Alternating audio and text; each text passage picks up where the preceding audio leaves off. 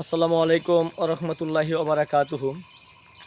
আমি একটি হাদিস ওই দিন বলেছিলাম, হাদিসে সম্ভবত উল্লেখিত ছিল কুটুক্তি করা, চুকলকুরি করা।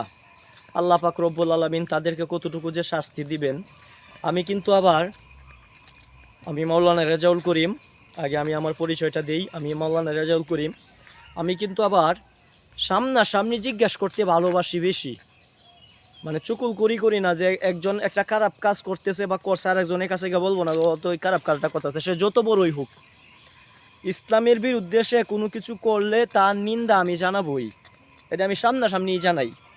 তো একটা লোক হয়তো বা কয়েকদিনের ভিতরে বেশি একটা ভালো কাজ করে নাই, মানে অনেক ধরনের কথাবার্তা বলে, আজহারি সাবরে নিয়ে, মিজানুর রহমান আজহারি সাবরে নিয়ে অনেক কথাবার্তা বলে। এরপরে শায়খ আহমদুল্লাহ সাহেবকে নিয়ে অনেক কথাবার্তা বলে। এরপরে আল্লামা মামুন সাহেবকে নিয়ে অনেক কথাবার্তা বলে। তো এগুলি দেখে আমার আসলে সহ্য হয় নাই। তখন আমি বললাম ওনারে যে তুমি কোন মাদ্রাসায় পড়ছো, তুমি তো মক্তবে পর্যন্ত যাও নাই, তুমি তো আমাদের হাতেই বড় হইতেছো। এতে তার আঘাত লেগে যায়। তারপরে সে আমার আইডিতে আমি যে ভিডিও আপলোড দেই, ইসলামীয় কথা বলি, এগুলোর মাধ্যমে অনেক ধরনের ভুল ধরার চেষ্টা করে, অথচ সে বানায় ফান ভিডিও। তার এসে আম্মা ডাকতেছে, আব্বা ডাকতেছে, ঠিক আছে, সে অনেক ভুল ধরার চেষ্টা করে। তাই বলতেছি এগুলা ছাড়ুন, প্রত্যাহার করুন, এখনও সময় আছে।